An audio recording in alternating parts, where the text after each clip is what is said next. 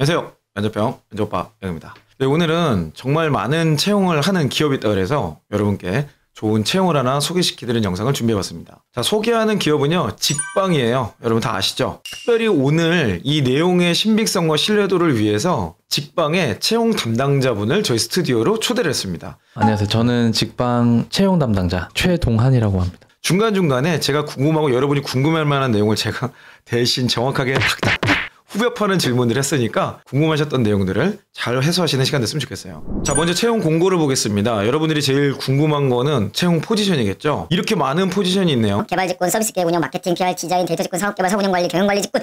엄청 많은데 이 중에서도 개발 직군, 서비스 기획 운영, 마케팅, PR이 정말 급하다고 합니다. 개발 직군 보니까 뭐 엄청 많아요. 지금 내용을 들어가 보면은 어이, 이렇게 많어. 뭐야 이거? 자, 서비스 기획도 보니까 여러 포지션이 있고요. 마케팅 PR도 굉장히 여러 포지션들을 뽑고 있네요. 여기 한번 다 들어가 보시고 여러분이 지원해 볼 만한 포지션이 있을지에 대해서 잘 보시고 나다 싶으면 이번에 과감하게 지원해 보셨으면 좋겠습니다. 잠깐만, 근데 이거 다 경력만 뽑는 거 아니야 이거? 근데 이제 보니까 연차로 이렇게 설명을 많이 해놨더라고요. 네. 뭐 3년차 정도. 네. 이거는 생신입이나 경험이 없으면 아예 지원이 안 되는 건가요? 아닙니다. 그렇지는 않고요. 3년차 정도라고 가정을 했을 때 그 정도의 이제 역량을 가지면 뭐 신입인데 불구하고 3년차 정도 수준을 넘는 그런 인재가 있을 수 있잖아요.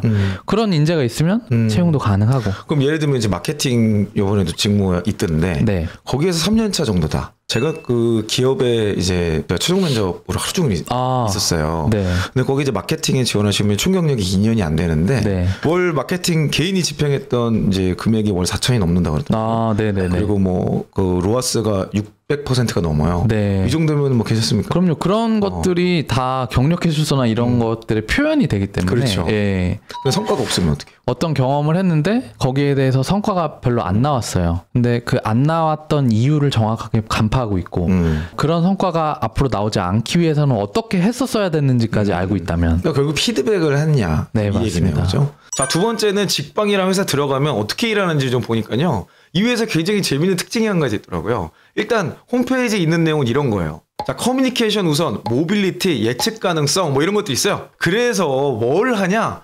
원격 근무를 취한다고 합니다. 원래 제가 알기로 제가 강남에 있을 때 저희 오피스 바로 옆에 건물이 여기 직방 사옥이었거든요. 근데 그걸 없애버렸대. 없애버리고 지금은 온라인 가상 공간인 메타폴리스라는 사무실에서 원격 근무로 모든 업무를 진행한다고 합니다. 자, 홈페이지를 보니까 메타폴리스라는 온라인 공간만 있는 게 아니고 이런 오프라인에서 집중해서 일할 수 있는 직방 라운지도 지역마다 지금 갖추고 있는 것 같고요. 활발한 교류를 위해서 미드업데이 같은 것들을 계속해서 진행하고 있다 그래요. 사실 저희 회사도 원격 근무로 급격히 전환한 지 벌써 6개월이 넘었는데 우리 직원들도 처음에 제가 원격 근무를 도입하자고 해서 다 반대했어. 근데 지금은 뭐라는지 알아요? 아, 대표님 원격 근무 안 하면서 이제 못 갈 것 같아요. 이렇게 얘기하더라고. 당연하지. 아침에 일어나서 바로 그냥 컴퓨터만 키면 출근인데.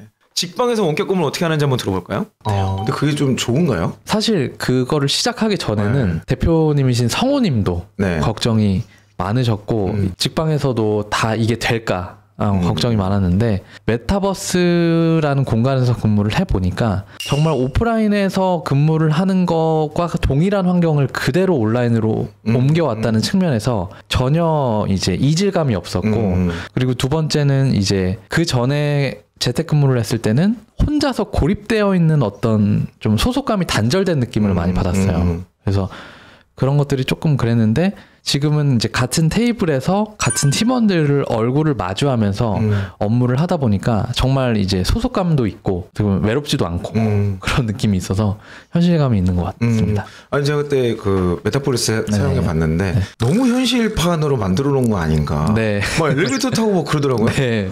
굳이 그걸 탈 필요가 있어요? 그 현실을 그대로 옮겨왔다는 측면, 몰입감을 좀 더 이제 심어주려고 한 게 아닌가. 가다가 막 어지럽고 그러던데.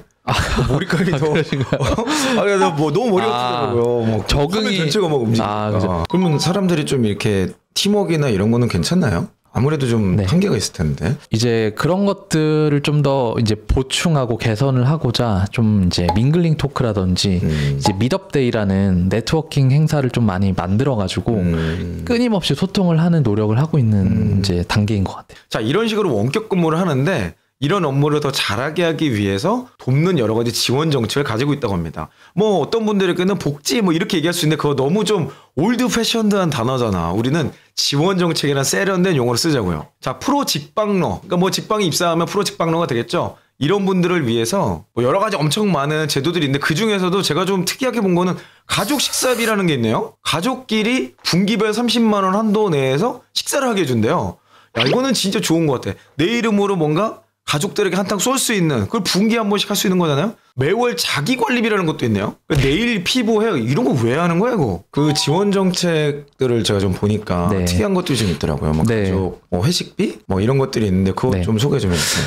사실 이제 지원 정책은 이제 저희가 업무를 굉장히 잘 수행하기 위해서 이제 지원을 한다라는 측면에서 이제 정책을 여러 가지로 지원을 해드리고 있는데 그 중에서 가족 식사권이 있어요. 분기에 이제 한 번씩 30만 원으로 이제 꽤 크네요. 네, 꽤 크고 가족끼리 그냥 맛있는 거 먹어라. 이렇게. 네, 맞습니다. 그래서 원격 근무를 하고 있기 때문에 그러다 보니까 나갈 기회가 없어요. 그래서 그 지원 정책들을 다 보시면 좀 더 오프라인 활동을 통해서 많은 것들을 경험하고 배우고 성장하라라는 이제 의도가 담겨 있어요.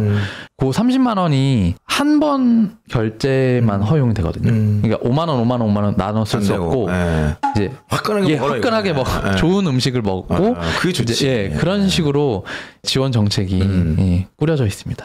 또 다른 좀 특별한 지원 정책이 있다면 뭘까요? 지원 정책 중에 자기 관리비가 있습니다. 네. 저희가 집에서 원격으로 업무를 하지만 근데 저희는 출근을 안 하는 게 아니라 온라인으로 출근을 하는 거기 때문에 이제 복장도 단정하고 용모도 깔끔하게 커뮤니케이션을 해야 된다라는 측면에서 헤어, 뭐 피부나 그런 미용 같은 그런 자기 관리비를 또 월마다 지원을 하고 있어요. 자, 그러면 이런 여러 가지 좋은 건 알겠는데 직방에 대해서 조금 더 궁금해지죠. 자, 근데 여기서 굉장히 중요하게 반복적으로 나오는 단어가 퍼포먼스예요. 자, 근데 퍼포먼스가 좀 더 뭔가 구체적으로 저희가 이야기를 나누다 보니까 지금까지 제가 얘기했던 역량 구조도 그냥 딱 그거야. 목표 달성을 위해서 우리가 뭘 해야 돼요? 문제 해결을 해야 되죠. 저 퍼포먼스의 핵심이 문제 해결을 해. 자, 이 문제 해결하기 위해서 여러분 뭘 갖춰야 된다 그랬어요?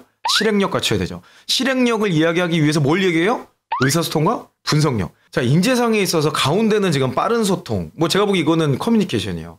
뭐 온라인 네이티브라는 용어도 많이 쓰는데 온라인 네이티브라는 게 뭐냐면 원격 근무에 맞는 커뮤니케이션 할 수 있는 거예요. 텍스트로 또 아카이빙으로 여러 가지 형태로 하는 의사소통을 얘기하는 거죠. 아니 그 안 그래도 커뮤니케이션 얘기를 엄청 많이 하던데. 네. 대체 그 커뮤니케이션 실체가 뭡니까? 뭐를 하자는 거예요? 명쾌한 커뮤니케이션이라는 뭐가 명쾌한지 이제 명쾌하게 좀 얘기 좀 해줘보세요. 내가 하는 말을 상대방이 알아듣고 그 알아듣는 말대로 업무를 진행을 해야 그렇죠. 원활하게 업무가 진행이 되는데 저희가 이제 오프라인이 굉장히 익숙하잖아요. 그렇죠. 그러다 보니까 온라인에 있어서 좀 어색해요. 처음에는. 예를 들어서 오프라인에 이제 일할 때 옆에 자리에 가서 뭐 얘기를 하고 아, 네, 그렇게 처리해 주세요 하고 오면은 이게 이제 휘발이 되겠죠.